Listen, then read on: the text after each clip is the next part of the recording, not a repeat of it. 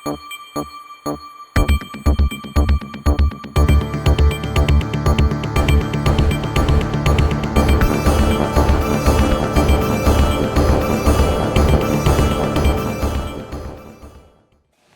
we are continuing. So again, welcome to the public program of South School and School 2018. This is the second presentation for tonight. I'm very happy and pleased to announce the presentation Colonization of the Vernacular, an artist's impression by Boris Buden. He will talk about the presentation himself, but I'll just read something from his bio. So, Boris Buden is a writer, cultural critic, and translator. He studied philosophy in Zagreb and received his PhD in cultural theory from Humboldt University in Berlin. In the 1990s, he was founder and editor of Zagreb-based magazine and publishing house Magazine. His essays and articles cover topics related to philosophy, politics, culture, and art criticism. Among his creation and translation are some of the most important works of Sigmund Freud. He has co-edited several books and is author of Der Schacht von Babel. Yes. Okay, the pit of Babel is culturally translatable. Another publication, Translation Promises of a Concept, in 2008 with Stefano Otten. There's also a longer list of publications. He lives and works in Berlin. The full schedule of our program can be found online. I'm really happy that you're with us tonight. The floor is yours. Thank you, Albert. Thank you for the invitation. As you know, I'm not first time here, so I know the space, I know some people, and I'm very happy to be again in Prishtina. You see also the famous work made by my late friend Mladen Stilinovic, an artist who cannot speak English, is no artist. This will be actually the topic of my talk, and I would like you to, I will just leave, this will be the only visual presentation today. Just think of it as a motto of what I'm going to talk about tonight. I don't know whether you read Guardian today. This is this long read, you know, from time to time you have this long read, huge essays, long essays in Guardian, and the topic of today's long read, which is perfectly fits into my topic, they knew probably that I'm coming to Prishtina, so they published the article. It is about absolute domination of English language in the global world. You know, we are also already speaking English, and we think it's completely normal. But the article is very, very pessimistic and very critical about this domination of English language, and puts it into the broader context of, you know, of the extinction of languages. It argues that of about approximately 6,000 languages today, in the next century, 90% of these languages will disappear. Which means, as they write, that every 2 weeks a language disappears. And as you know, every 90 minutes a species disappears. So this is the huge context of the extinction of languages, of species. So this I will try to problematize it. But I almost forgot, yes, one of my books has, it's a bit of Babel, and the article today, it ends, and I'm going to quote it. Instead of representing a fall from human perfection, as in the biblical story, you know, God punished humans by splitting one language into the plurality of languages. And this is what is called the Tower of Babel. And the text closes with, instead of representing a fall from human perfection, one language everybody understands each other, having many languages is a gift It is something to remember before we let English swallow the globe. So we have one language swallowing the globe. It is very dramatic in this text, but I would like a little bit to problematize it. And I will start with Tom Cruise. Tom Cruise, 4 years ago, Tom Cruise, after, before he came to India for the release of the Mission Impossible 4, he tweeted in Hindi. In Hindi, he tweeted, Anil Kapoor Chatano in Mission Impossible 4, in the Mission Impossible 4. Of course, the problem was that all Hindi speakers understood what is the point. He wanted to say that Anil Kapoor rocks in Mission Impossible 4, but it was machine translation, so automated translator mistranslated the notion of rock, rocks and rock. This is the problem with automatic translations. They translate verbum pro verbo.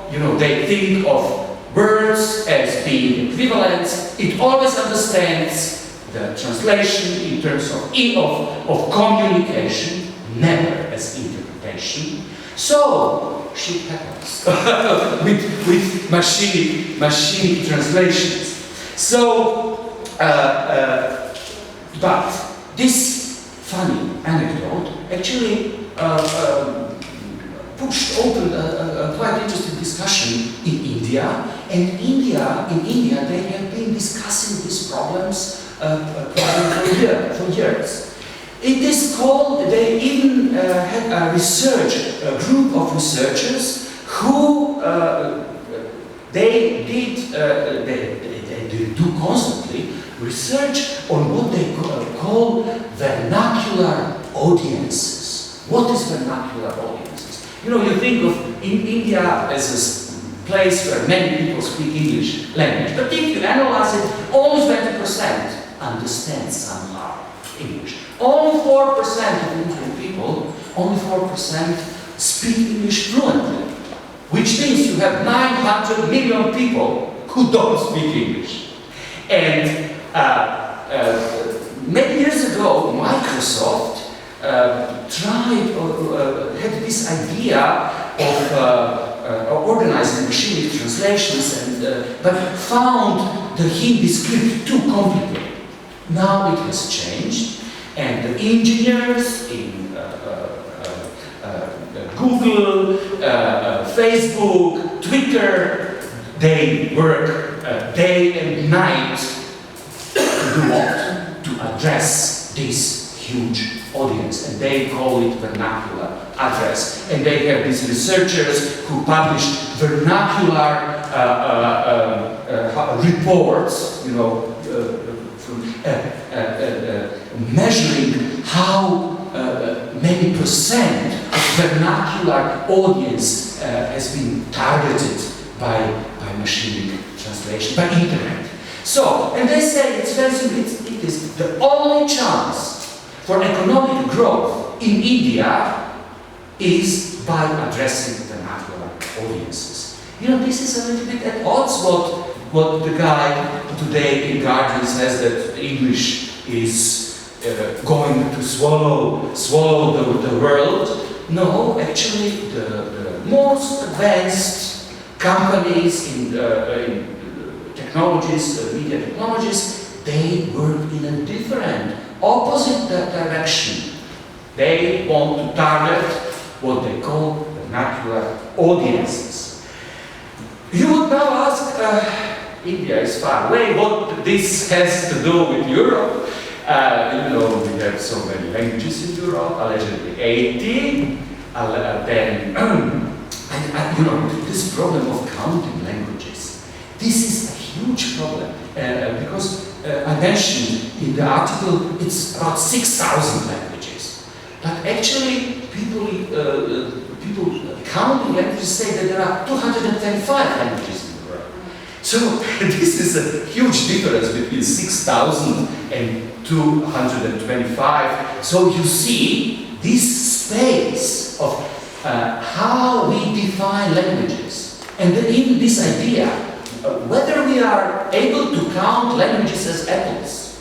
This is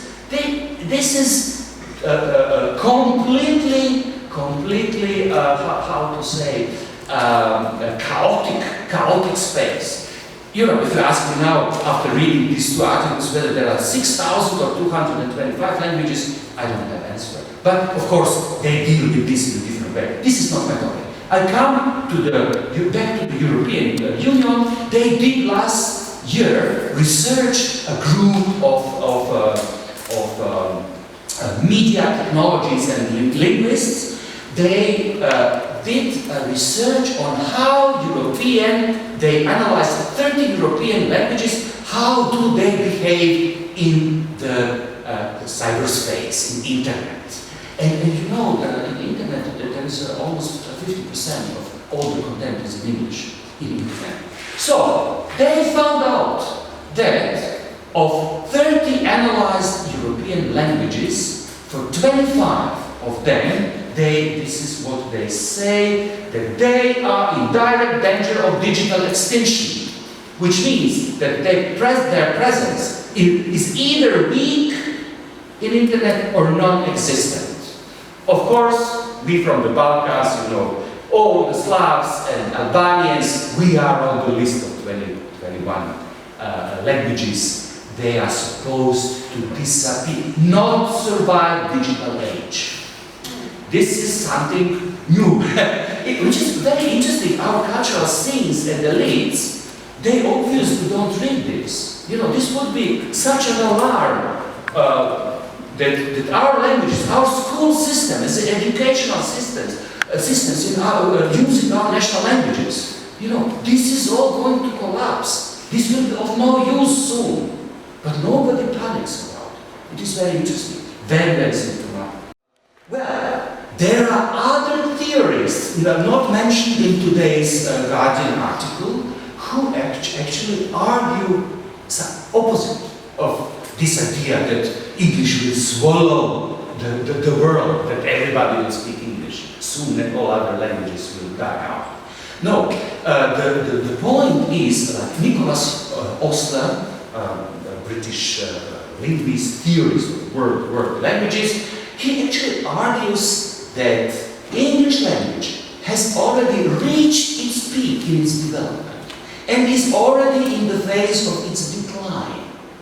And English, when saying has reached its peak as lingua franca. And his thesis is that today, English is already following the fate of Latin, which was 2,000 years the lingua franca of the culture. Just imagine, 2,000 years. And all our national languages developed in opposition to Latin in the early Middle Ages. First was Dante, you know, second was Galileo Galilei, who theoretically wrote in Latin, but when he invented the compass, and when it came to selling the compass, when he had to write a manual for use of compass, he used Favela Toscana, not Italian at that time. There are no national languages. And then René Descartes came to the idea that it is possible to think philosophically in French. This is how modern knowledge, our sciences, humanities, natural sciences were developed. And if you analyze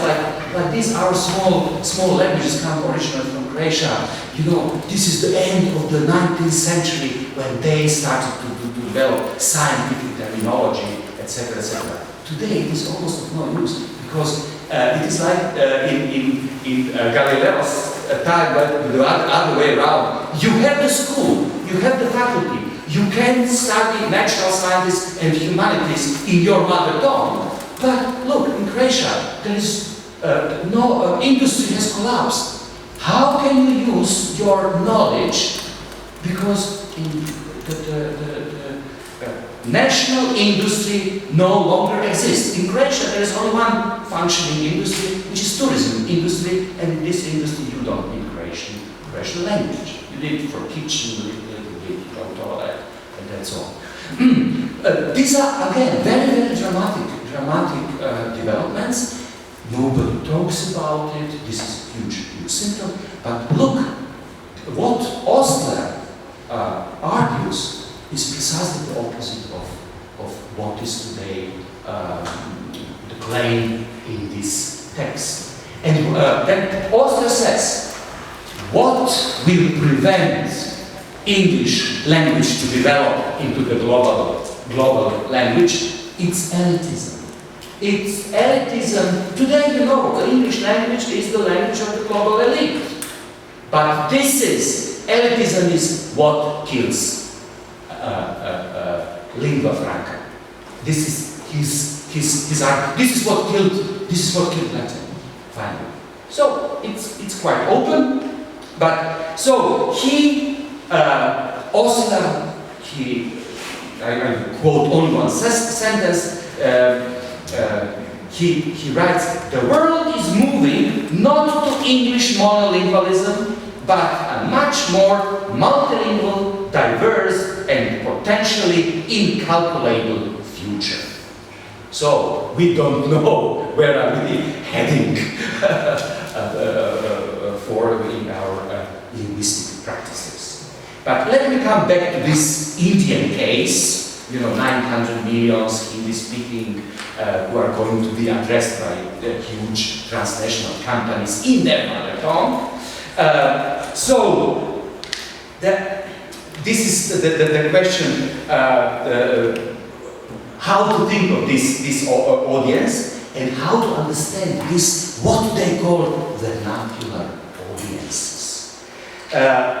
The answer was actually given many decades ago by a Marxist theorist and critic of political economy of communication, Dallas Smythe, in his seminal essay from '77. The title is Communications, Blind Spot of Western Marxism.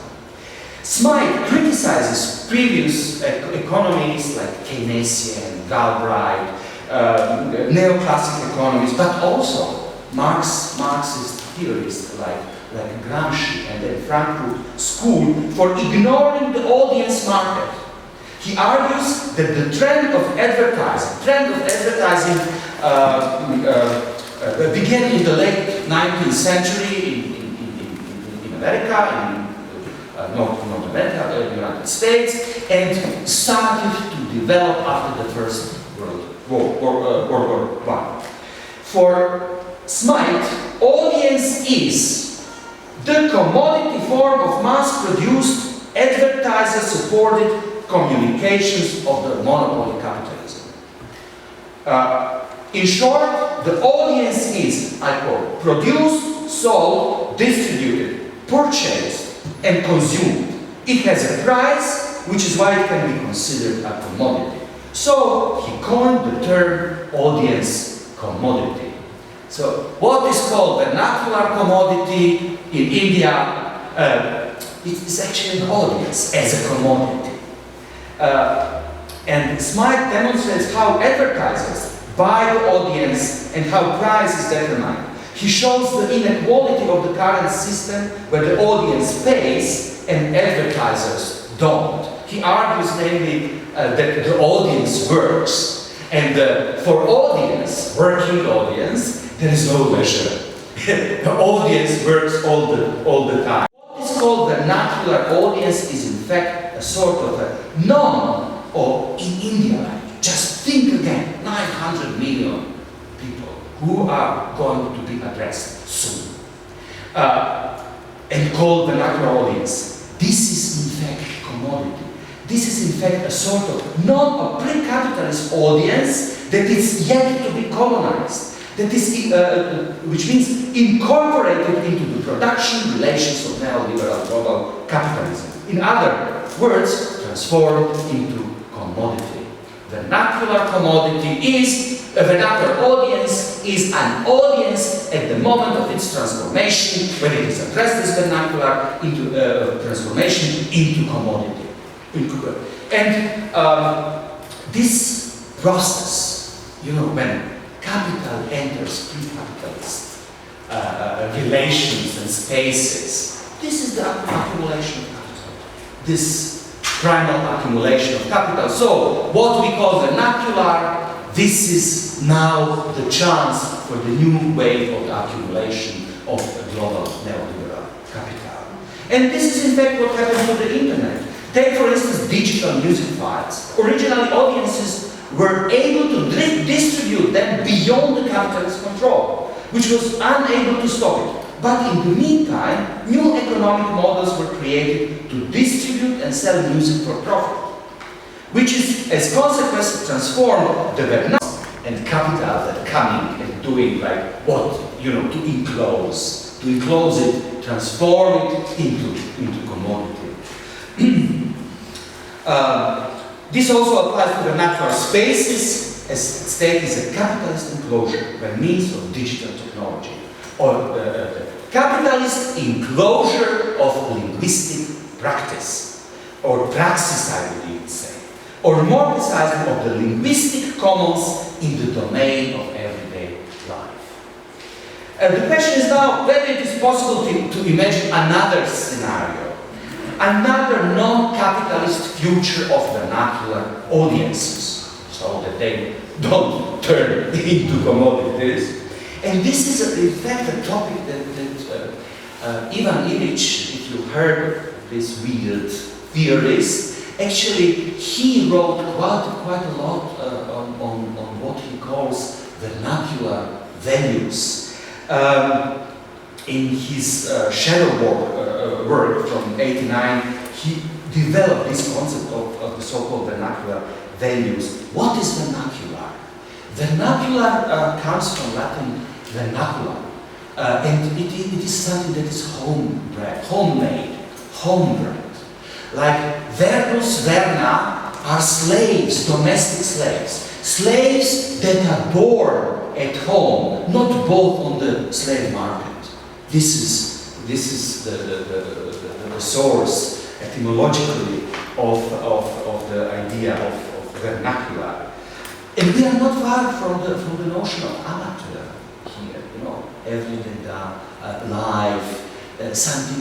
Vernacular languages were languages that were not written.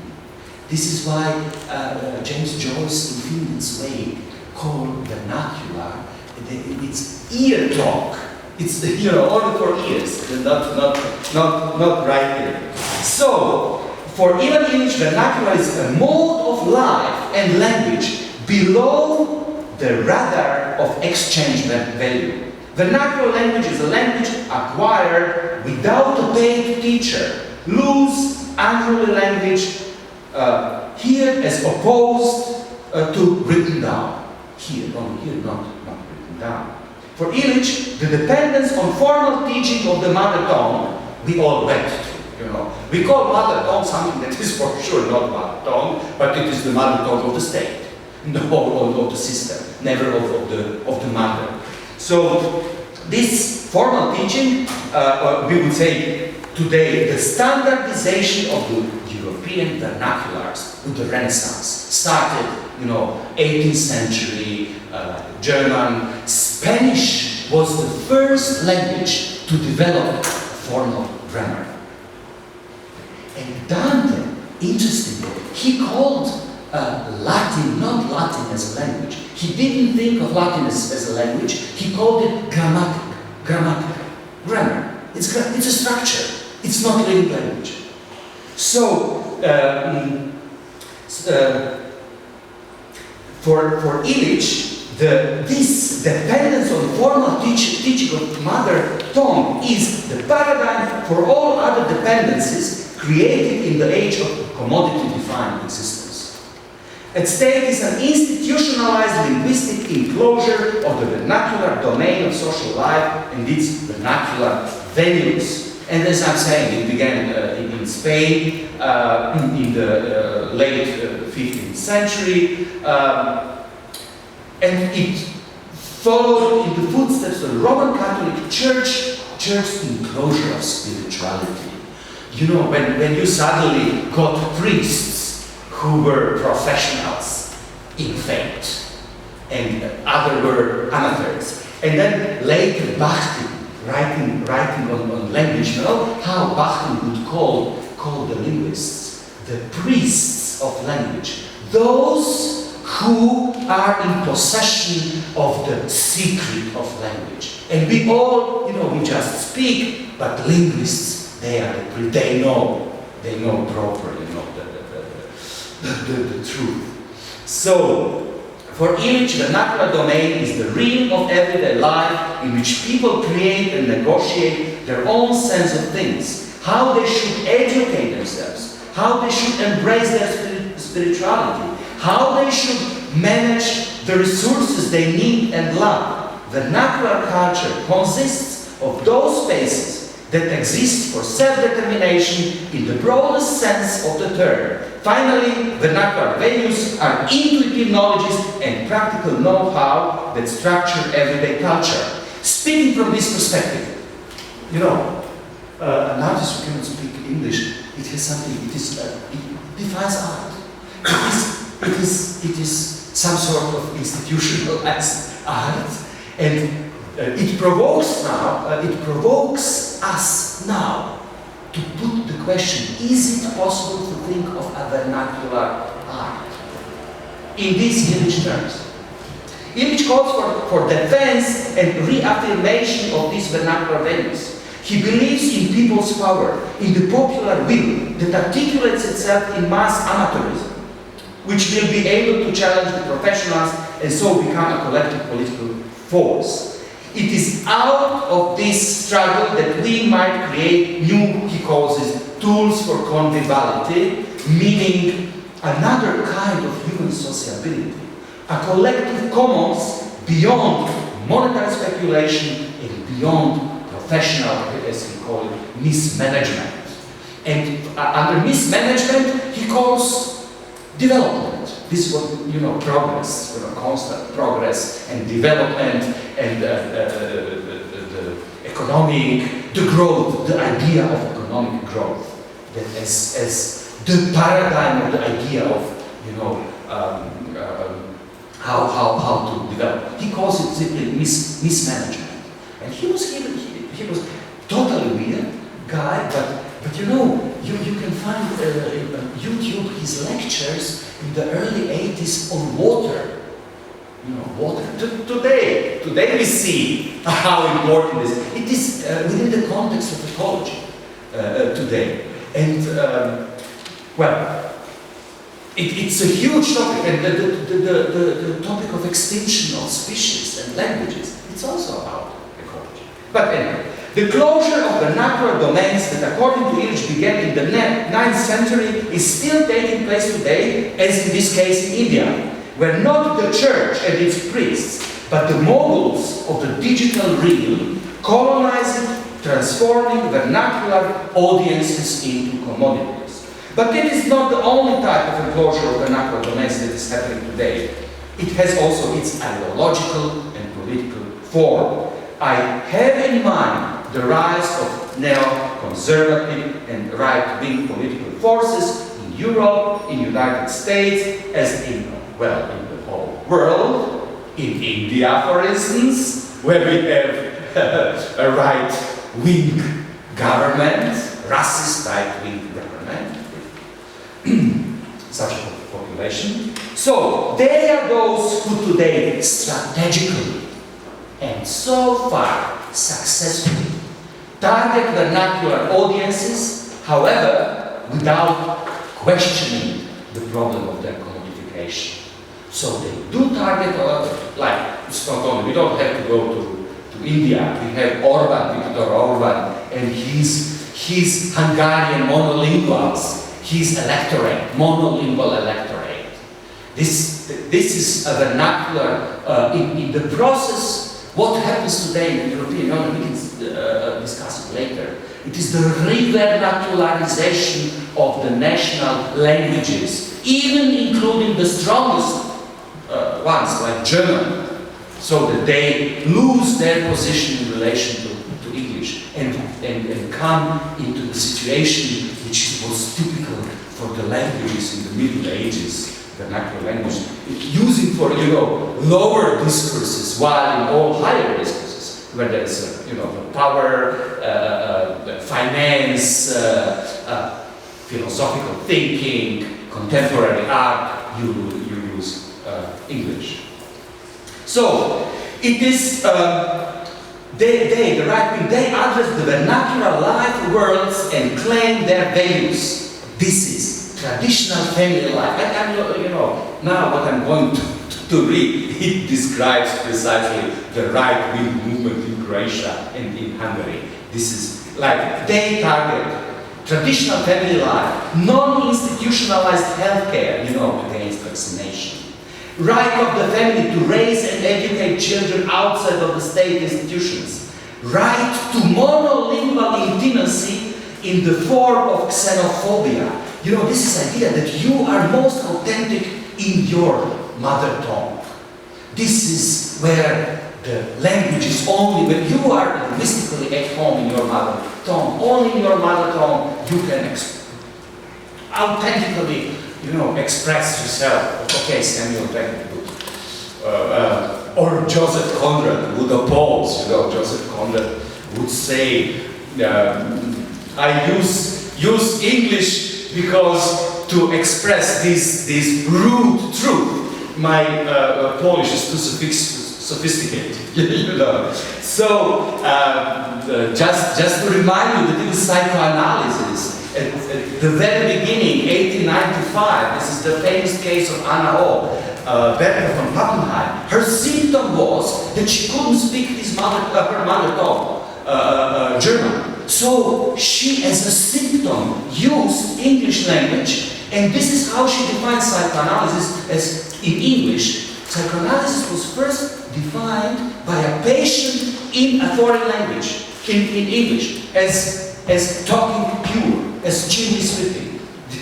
So, but we still have this idea that we are most authentic in our mother tongues. So, it is political, it is not only this monolingual intimacy, it is right to one's own local temporalities. This is something, Nita, what we were talking, these histories, not only national, local history, local temporalities. We, here in Kosovo, in the Balkans, in our societies, like to quote Ernst Bloch from the year 33, his famous essay on fascism begins with the sentence, not all people live in the same time. This is, we have, just think, vernacular temporalities. Okay, Auschwitz, what happened there? We still don't know. We should do some more research, to dig around. There are no enough bones found, etc., etc. The problem is not that these people ignore the facts. The problem is that in what is today called public space, you can have vernacular temporalities, a plethora of vernacular histories and temporalities. They live like Croatia, half of Croatia live in a history in which actually the other side won the Second World War. It's not, you are now come and you offer, set of facts and look, these are the facts. No, they live in another temporality, another story, vernacular stories. It is totally this heterogeneity. It's not simply plurality, heterogeneity of experiences articulated in heterogeneity, the heterogeneity of linguistic practice. This is what defines today our situation.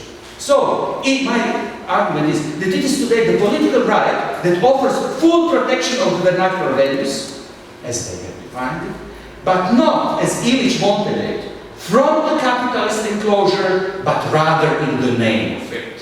They don't have Orban, or in India, or everywhere, they don't have problem with translating their vernacular audiences into commodities. They will sell them.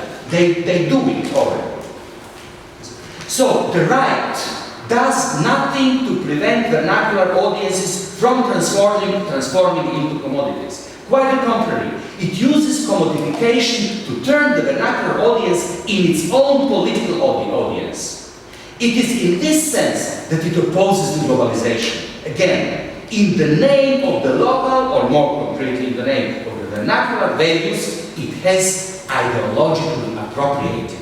So, this, what we see, Trump, you know, and then this whole movement of protectionists. So, what we see now, it is a political and ideological appropriation of vernacular values and addressing of vernacular audiences. While the left is watching helplessly what is and speaking English. So, using linguistic practice as a paradigm, as Illich did in his theory of vernacular, we might say that the right claims to protect the intimate world of the small people's mother tongue from linguistic globalization. Be it in terms of an unification into globalization, be it in terms of unification into single lingua franca, like English, or rather a dissolution into a chaotic linguistic heterogeneity. This is also, you know, the picture of catastrophe for the right wing, that you will have post-national linguistic heterogeneity, not working national languages. But is this a real danger, I'm asking? If we listen to a classical conservative and neoliberal politicians, there is no reason whatsoever for panic. It is the digital technology that can easily reconcile the small people's vernacular needs and values with the globalization. Theresa May, giving her speech in January, where else? Davos, you know, where the elite, English-speaking elite, meets. You have it in YouTube. It's 6 minutes and 49 seconds. It's only one sentence. I'm not going to show you, but I quoted. She said in her speech about, you know, bright future of neoliberal economy, privatizations, it goes on, and she says, development of speech recognition and translation has reached a level where we will be able to go everywhere in the world and communicate using our native language. Problem solved. You know, they even think of, we got chips, you know, and then we can, they will translate. Everywhere we are, we can understand. I don't know whether they will translate machines, whether they will have 225 or 6,000 languages, you know. But this is the idea, that digital technology has the solution. And that actually the problem no longer exists. And it is beyond this problem whether English or this or that. Technology will solve the problem. So, this is the case in which every vernacular audience is always, this is in the vision of Theresa May, the case in which every vernacular audience is always already a global audience and a commodity. Of course, this is quite understanding. Thanks to the modern digital technology, which has finally fulfilled the ancient need for single lingua franca. So instead of having single lingua franca, we will have machinic, absolute machinic translation of every, and bridging every imaginable linguistic difference by the machinic. So, there is no longer linguistic difference, no longer language barriers, no longer need for human intermediary to translate and interpret, no longer temporal delays, because translation is always temporal delay. You know, you first have one language and then, so, in the vision of Theresa May, no temporal delays, immediacy. Communication has become instantaneous. No temporal delays in communication. And consequently, there are no more misunderstandings or opacity and obscurity that goes with it. Quite the contrary, we have reached the level of total transparency. In this one sentence, the ideal of enlightenment, you know, is finally realized. Absolute transparency and absolute light, thanks to the digital translations. But as at that time, in time of enlightenment, when Kant published his famous essay on enlightenment, defining it as the emergence of man from a self-incurred immaturity, there was also this critic guy, Johann Georg Hamann, and with his famous ask in German, where is der ledige Vormund? Who is that guardian, the enlightener? It's nice, the guardian, I mentioned, the medium guardian. Who is this guardian, you know? The enlightener. He meant, of course, Kant himself. But this is this question, you know, Marx's third thesis on Feuerbach about necessity to educate the educators. So, we might repeat today again, who learned the machines? You know, like this is our third thesis. Who will learn the machines? Who taught them translation and interpretation? Who fed their databases? And finally, who encoded the very mode of address task with the enclosure of the vernacular life? The answer is the commodified human labor, and those who hire it in order to maximize profit, the owners of capital. This is finally the battleground on which the left has yet to stand up to its cause. The commodification of vernacular audiences which have been so far ideologically, politically appropriated by the new right. Neo-right. And for those here who like more talk of art audiences, I can offer a quote from Susan Buck-Morse in Thinking Past Terror, one sentence. The task of an artistic avant-garde in this context is defined less by achieving global recognition in English language within the proliferating art worlds than by positioning itself below the radar. This is how Illich defines vernacular. Below the radar as a subaltern, globally connected underground that serves not the warring factions but those civilian multitudes who are caught in the crossfire. I would call it vernacular art. This would be a nice project. Okay, let's discuss it. Thank you.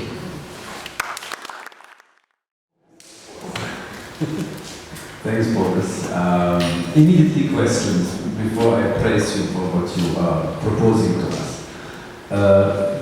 Vernacular art or vernacular organization as decommodification.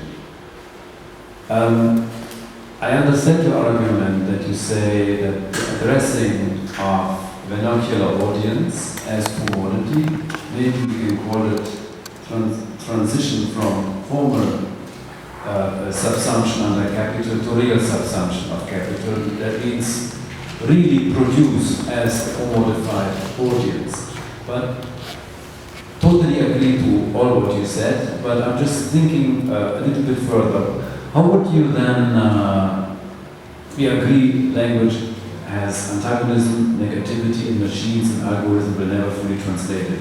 The fantasies of Theresa May and other crazy dystopian lunatics is doomed to fail, we know that. But nevertheless they will take some lives with them until this is fully realized. But Marx has this very nice prosopopeia, and it's not a comparison, you know, commodity language. Language speaks, so the products already have a language, money, through which they communicate. They only need us vernacular idiots that we go to the market and use it. So I think your argument is not limited to an audience as to be addressed by advertisement. That is already there. Basically, the way our commodity language speaks is already by our deeds, practices, action through our feet, so to speak, or online click how we buy something. So it's skilled workers. Yeah, but there is no need for any further vernacularization as long as we buy these products. But you brought in another argument through the new so-called populist, pseudo-populist right-wing vernacularization parties. It seems more that they are an imminent need to produce this very fantasy, also as pseudo-anti-capitalist, pseudo-anti-Western or whatever fantasy, as an immanent necessity from the very speaking of commodity language, because that's already there. We don't need vernacular audiences as long as the commodity always speaks vernacular, because it is being sold and produced and exchanged globally. And especially your case in India is an interesting case where the local vernacular markets had been destroyed already for years, where basically, especially farmers rely already on Monsanto and so on. You know, this is already, it's not formally, it's really subsumed under the world market, and the language doesn't matter. The money talks, and that talks always, and the money always talks vernacular. Look, you know what I mean? The money talks a universal language only in an abstract model of capitalism. But in the reality, there has never been abstract, fully developed model of capitalism. All the reality, capitalist reality, has always been saturated by a non or pre-capitalist forms of social relations, of productions, etc. We might call it now vernacular. But as you know, this is what gives capitalism a chance to relaunch time and again, you know, the primitive accumulation. And this is what I'm arguing, what happens. And for me, it is, and what I said, this plurality of temporalities, you know, so pre-capitalism. I would, and I wrote now on Croatian situation, that the situation is now today when you have political relations in this post-liberal, post-parliamentary situation, post-democratic situation, resemble the Middle Ages. These are the relations of individual dependencies, not of abstract relation, you know, on the market and within the ideal form of liberal democratic parliamentary state and representatives. This is the situation of life, of everyday life, and the social structure. Society that is falling apart, but it is not disappearing. It is falling apart into this so-called feudal, pre-capitalist forms of relations. And this includes also the decline of national language, the standardized national language. Just to remind you, coming from Germany, you know Jürgen Tramann, the famous German theorist of romantic German philosophy of language, etc. He claims today that the German language in Germany, and it is the second strong, together with French, after English, second strong language in the world, that it is again vernacular. It is used, as I said, it is used for in the lower discourses, and Traban gives this picture. What happens now in Germany is that this global elite, with its language, he calls it globalisch, globish, global English, globalization. It is like a train departing, you know, while the monolingual Germans are left behind on the platform. And this, you know, left behind, this is what right wing addresses. Not only linguistically, but also historically, those who are left behind by, you know, in Rust Belt in United States, those who are left behind by the collapse of classical industries, etc., etc., etc.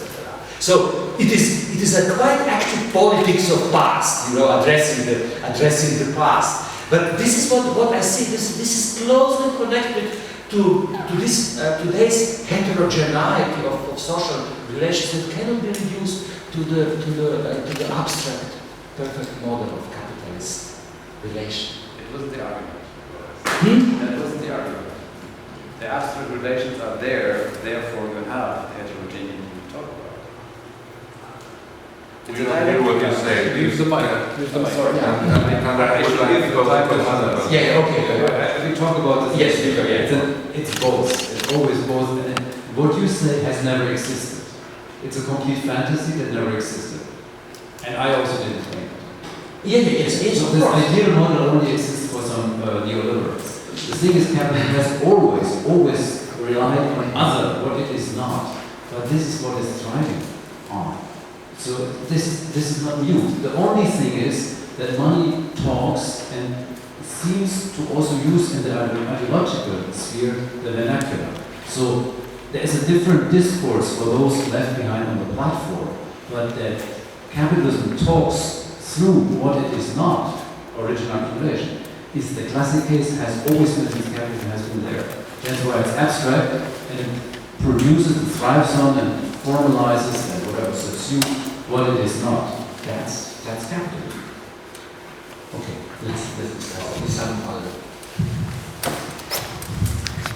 Just to thank you for a very fascinating picture you're drawing here.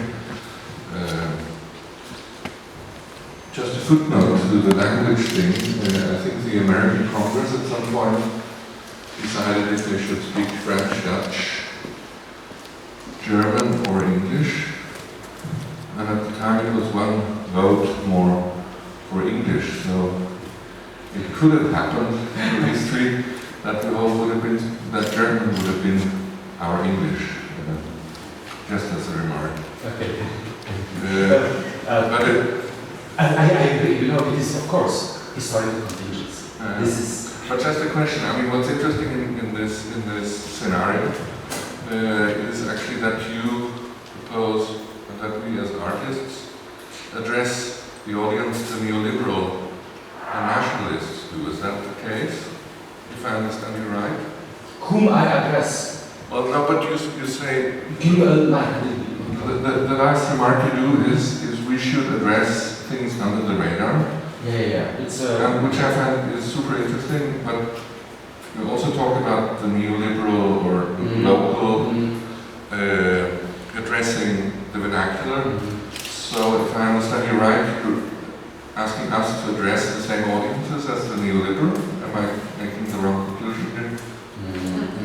What does that mean? In a way, yes. In a way, yes. But of course, I'm expecting of us not to see what they see, not to talk about them as they talk about them. So not to address nation with your art, you know, as they do. They address nation.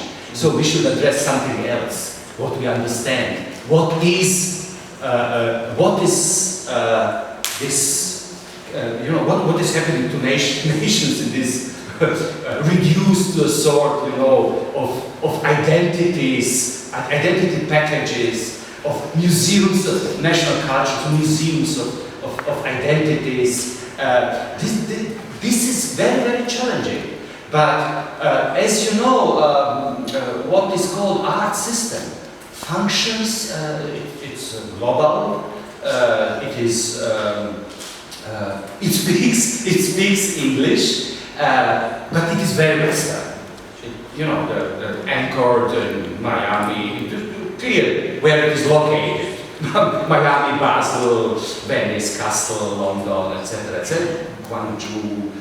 But this is why, and it has completely different speed of what happens below the radar. The speed of contemporary, global contemporary art. I always, use this You know, 30 years ago there were three biennials. Today there are 170. This acceleration cannot, you know, it's not vernacular art practices cannot catch up this acceleration. And this is something, so it's not only language, it's a different temporality, different speed. And I think I used, you know, situations to catch, to address this what is not like art system, global elite. Yes, yes. I agree with you with this evolution. I think it has to do against very much with money, but it has a very strange effect that I see as teacher, because there is also a big growth of number of young artists coming in our art schools. It has changed very much with this change of the era.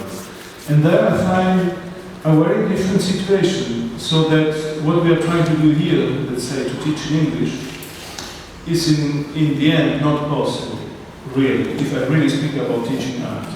I can do it in a class like here, we can do it 10 days, we can do it 2 weeks, I can do it 6 months maybe, but really teaching has to do with vernacular languages. So one of the tasks of these European projects that say to our art schools that we are not good because we have not so much English courses in our schools. You see it very often when they have to give you a note, they say always we are not international enough. But there is a real resistance from the students also. Even if they speak English, there's always a moment it becomes vernacular. When we really speak about art, when we really speak about what they are doing, there's always a moment where language that this lingua franca lacks, and as say Dante becomes a lingua morta. It's not la lingua nuova, la lingua nova in Toscano. It's not the new language that as a sun heats the body and the heart and makes you speak, as say Dante. No? So I see there is also a kind of resistance in another dimension that maybe we have to deal also with. No?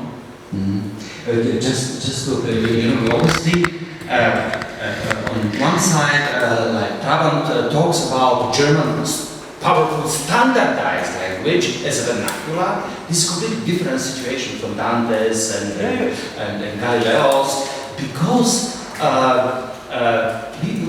we should, speaking of vernacular linguistic practices, I don't mean standardized languages, because standardized languages were so violent and they destroyed and killed. You know, this is like today English killing other languages, standardized languages, and the process of violent process of standardization erased some sort of heterogeneity of linguistic practices that were Aquitanian language in France. Millions spoke it, erased by the standardized French language. But what happens with the standard, we call it still powerful, you know, with these languages speaking, what and how to teach.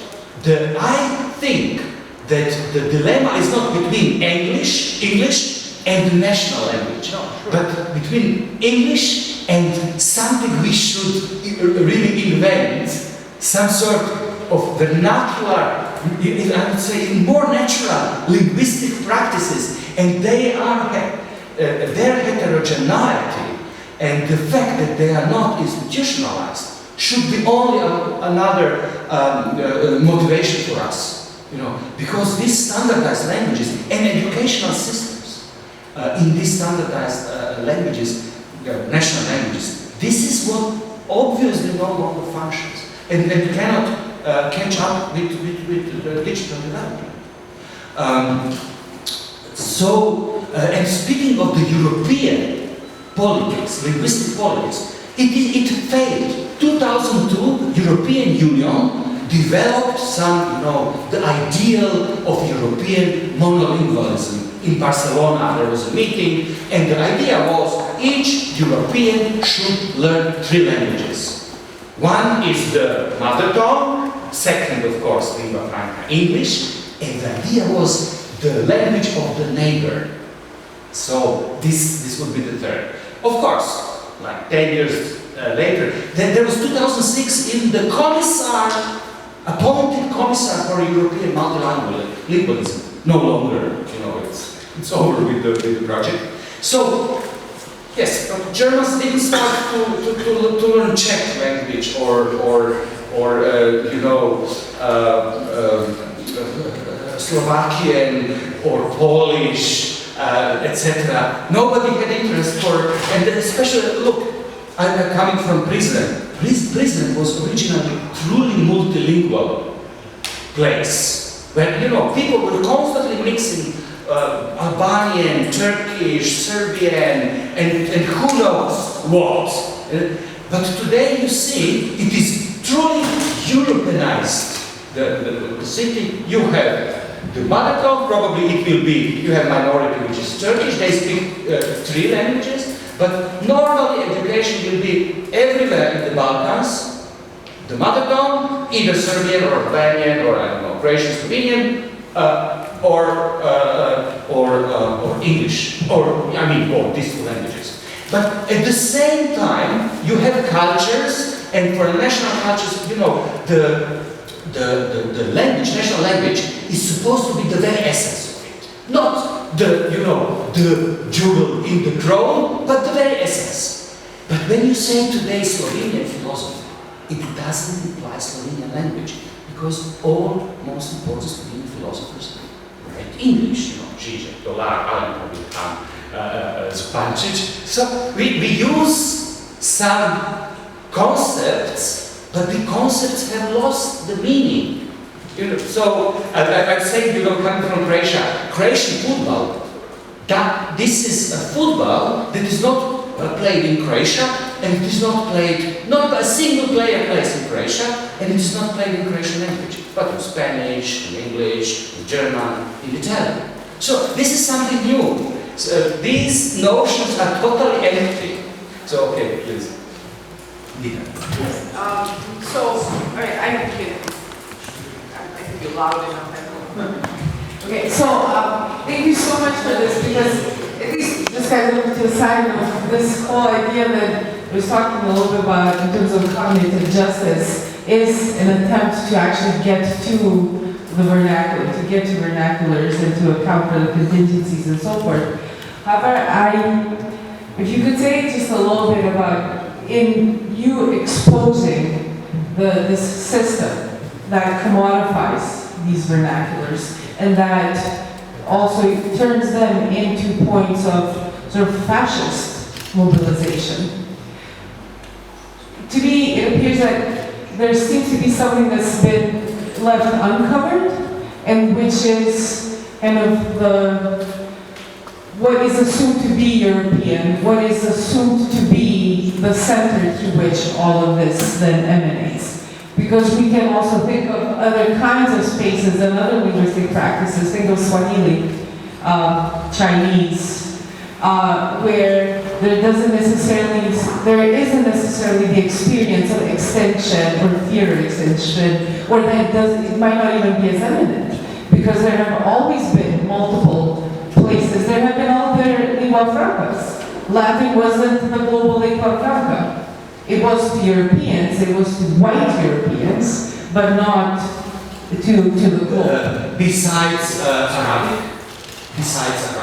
lingua franca, Latin was in Europe. You are absolutely right. Besides Arabic, and the quality of being a cultural language, Latin, acquired only through Arabic. In Granada, where they were translated, So, as you know, guys, the Greek philosophy re-entered Europe via Arabic.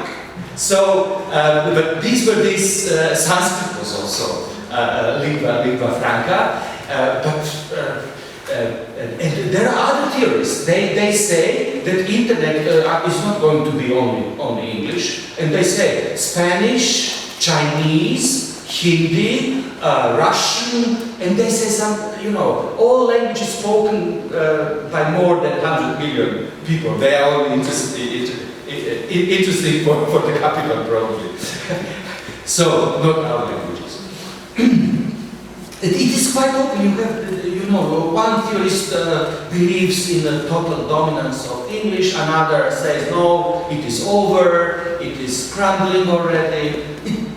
This is, but it is very interesting that in our spaces, I'm repeating it time and again, our cultural ministers of culture, those who create and recreate educational systems based on national languages, they haven't addressed the problem. The problem is here. Okay. Any other questions? Okay, let's wrap it up. Okay. Thank you Let's, very much. thank you very much.